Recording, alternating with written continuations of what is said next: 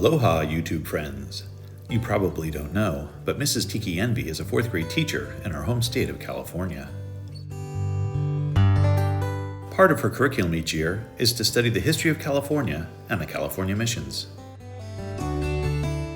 In the summer of 2024, we went on a road trip and visited each of California's 21 missions, plus Fort Ross.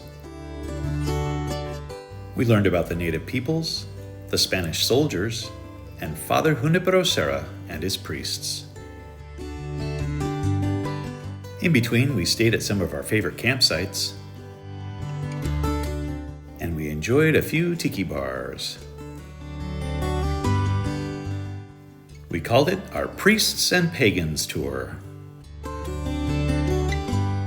We hope you enjoy this video remembrance of our journey.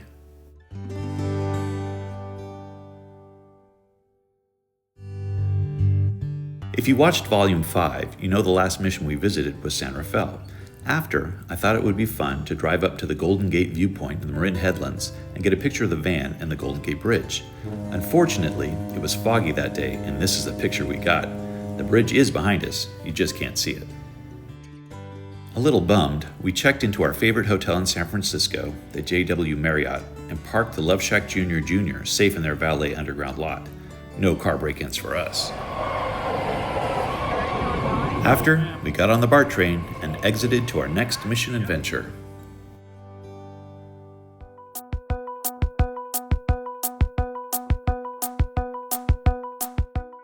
Mission San Francisco de Asís was founded June 29, 1776 by Father Junipero Serra, just 5 days before the Declaration of Independence. As a plaque notates, it marks the northernmost terminus of the El Camino Real as Padre Serra knew it. It is named after St. Francis of Assisi, founder of the Franciscan order. The mission's reredos was crafted in Mexico and brought to San Francisco in 1797. On the top row to the far left is a statue of St. Francis in ecstasy. On the far right is a statue of him with the stigmata. Out of all the missions we've been to on this trip, here in San Francisco is the only time we've seen this, one of what would have been what the natives lived in, one of their houses. The Ramaytush and Ohlone tribes were nearby to the mission site and provided labor to build the church. Interesting that this is the only one that's had one in San Francisco. So this is what Mission Dolores looked like back in the day. Excuse our reflections. Here's the hills. And there's the river, Dolores, which is how it got its nickname. That's all paved over now, though. Mission Dolores, the mission's nickname, survived the 1906 earthquake and the fire that destroyed much of San Francisco. But don't forget, that event took place 130 years after the mission had been founded. San Francisco de Asís is the oldest intact building in San Francisco and the only intact mission chapel established under Father Serra.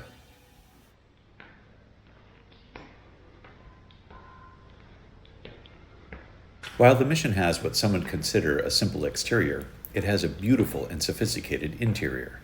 At its peak, between 1810 and 1820, the mission supported a population of 1,100 people and thousands of farm animals.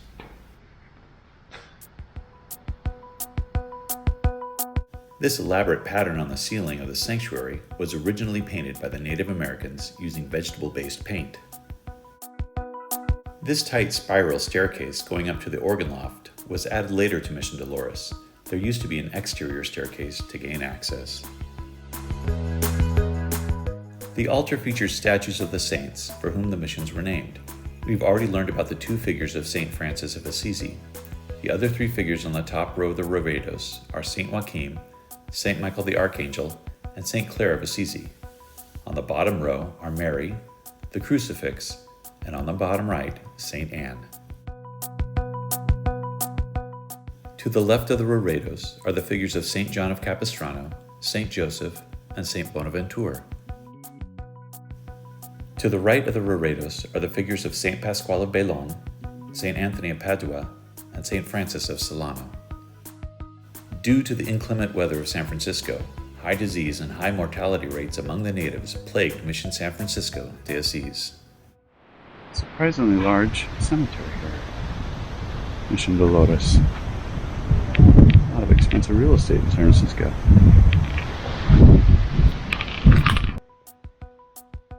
By 1832, 5,000 Native Americans had died here.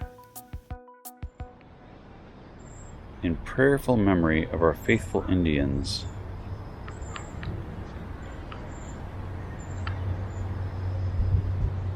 The people that didn't know who they were, they put in a mass grave here. Probably a lot of those were Native Americans. Or Indians, as they used to say. While the Native Americans' graves are largely unmarked throughout the mission system, there are several non-native graves of note here at San Francisco de Asís.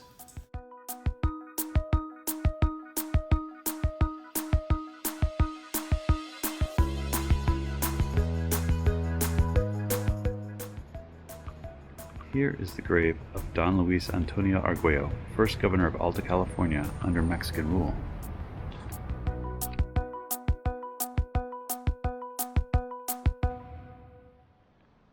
From what we could see, or what we've learned, Junipero Serra is about 5'2", but this statue of him is quite a bit taller. In 1817, Mission San Rafael was established north of San Francisco as an asistencia, or helper, to Mission Dolores to help with the health of the natives.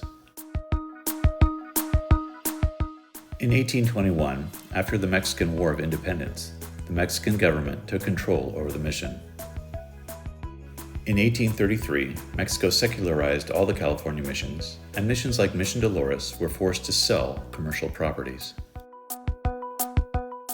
By 1836, most of the property had been sold. By 1842, only 8 Native Americans were still here. In 1848, the Mexican-American War ended, and the gold rush began in earnest in San Francisco. California became a state on September 9, 1850. In 1906, earthquake damaged the mission, which was built with these adobe bricks, but it remains standing. This is not the mission, but this is Mission Dolores Basilica, right next door. Dwarfs the mission, but we're the peak. Mission San Francisco de Asís was elevated to a minor basilica in 1952, the first west of the Mississippi, and today it has a wonderful, unexpected museum in the middle of San Francisco.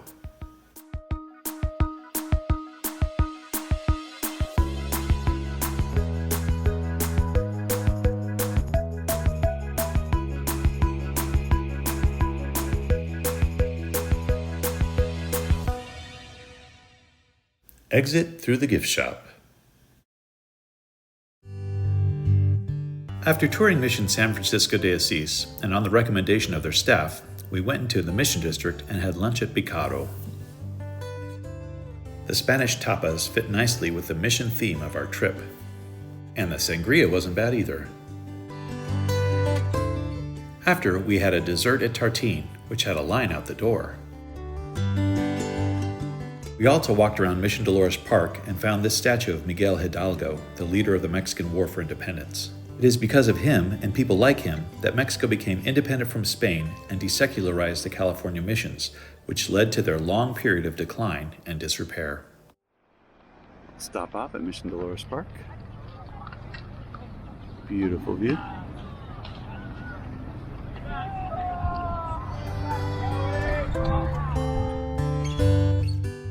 The mission, the lunch, and the park were all great and got us ready for our next tiki adventure behind these unassuming doors in San Francisco's Tenderloin District.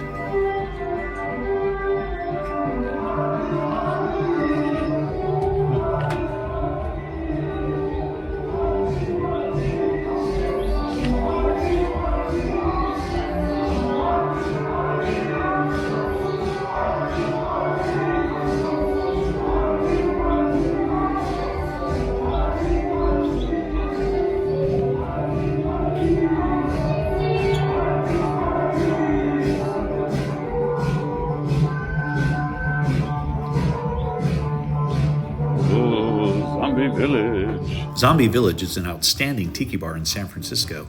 We walked there from our hotel, and that was the only thing we didn't like about it, the walk through the Tenderloin. We started off with a couple of hurricanes. Mrs. Tiki Envy enjoyed these. We next shared a scorpion bowl. Mr. Tiki Envy enjoyed that. We now knew Zombie Village had great music, and they also had great drinks, so we tried 2 more.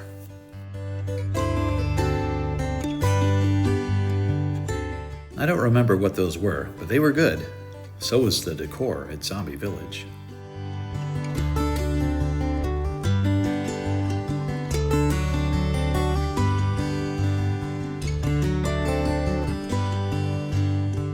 After having the bar all to ourselves, and probably one too many tiki drinks, things started to get a little fuzzy. It was time to paddle our way back to our hotel. We slept well, and were re-energized for the next mission.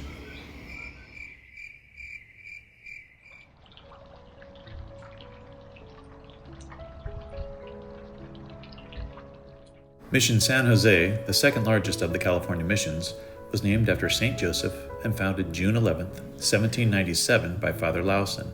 It is actually located in Fremont, California. Here at the San Jose Mission, depicting native life before the missionaries arrived.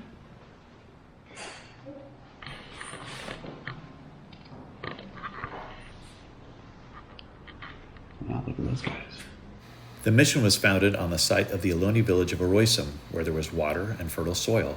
It was a practice of the Spanish friars to establish their sites where the Native Americans were already living, both for access to their natural resources and the labor they could provide to build the missions. By 1805, all Native Americans in the East Bay lived at the missions. Unfortunately, the Spanish brought more than just Catholicism to the native population. In 1806, a measles epidemic killed many natives. The mission was first made of wood.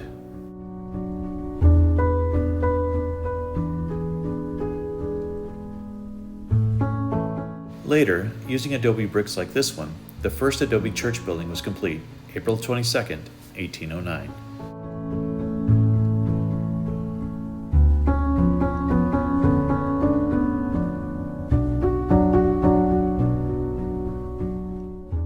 Here's how the mission might have looked in 1830.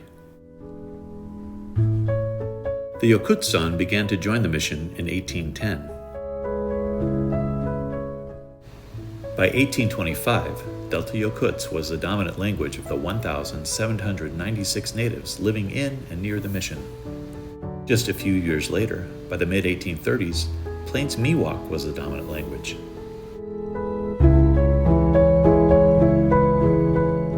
Father Narciso Duran worked at the mission from 1806 until 1833. He taught the natives choral music and directed their 30-piece orchestra, which became famous. Unfortunately, relationships between the natives and Spanish were not always harmonious. Estanislao, a Native American, led an uprising in 1828, and the military was required to put it down. The natives were punished for theft, running away, and failure to abide by the Christian way of marriage. The Ohlone and Miwok believed people should live together before marriage and that divorce and remarriage were acceptable. The missionaries, on the other hand, required all native girls to be put under the supervision of a Hispanic woman or a native matron. Native American men would have to ask for their future bride's hands through the head missionary, and only if he approved would the couple be married.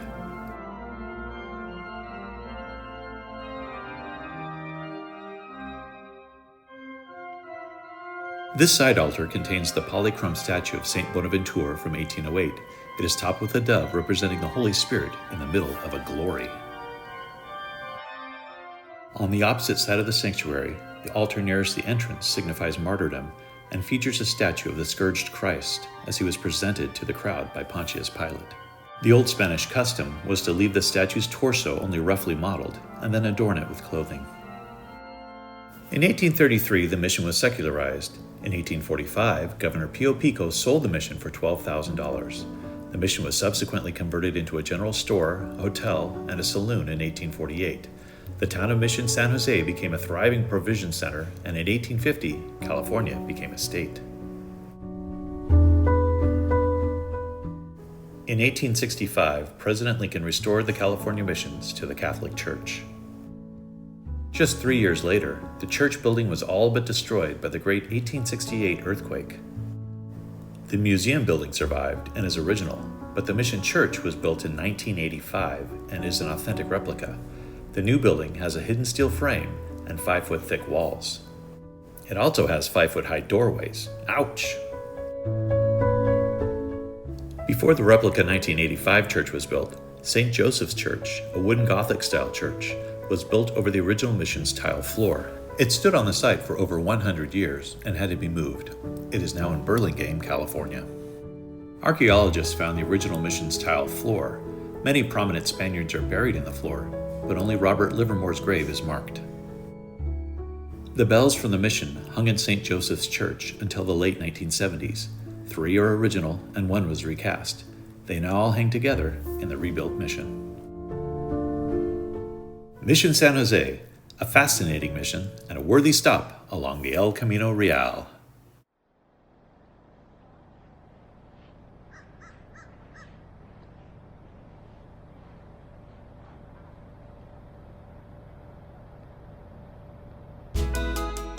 Mission Santa Clara de Assis was founded January 12, 1777 by Father Junipero Serra. It was originally situated on the banks of the Guadalupe River, but floods, fires, and earthquakes forced 5 relocations until the mission was established where it now stands in 1822. It is adjacent to the oldest college in California, Santa Clara University, its namesake. The city and county are also named after the mission. The mission is named for St. Clare of Assisi. St. Clare left a privileged life to follow St. Francis. She inspired many other women to join her, and she founded Poor Clare's Order of Nuns. Mission Santa Clara is the first mission to have a female namesake. The land where the mission now stands was originally home to the Ohlone people. After the Guadalupe River flooded, an interim site was used, and then a third site was blessed by Father Serra on November 19, 1781. In 1818, an earthquake severely damaged the mission, and a temporary adobe church was built. The mission was secularized in 1833. Its land was sold to government officials, and half was given to the natives. In 1836, the Mexican government freed the Native Americans who had lived and worked at the mission. After secularization, things had changed too much for the natives. Many fled, and some raided ranchos because they couldn't feed themselves. In 1850, California became a state, and the mission went under U.S. occupation. It was given to a Jesuit order and transformed into a university campus. In 1861, a wooden facade with 2 bell towers was built over the old adobe front of the building. The building was purchased by the university and razed in 1867. Construction on a 5th site began in 1822, but in 1926, a fire went through it and it had to be remodeled again. Only an adobe wall and lodge remain. This adobe wall is from the original church, 1822. And then this is the one that was rebuilt over here. I guess the one that was there was in a fire, burned down. This is built in the 1920s. In 1929, the mission was rebuilt as a chapel for the university. 4 bells cast in 1798, 1799, 1805, and 1929 are in the mission's tower. The cross contains pieces of the original cross which stood outside the 5 previous missions. Mission Santa Clara, a fascinating stop along the El Camino Real.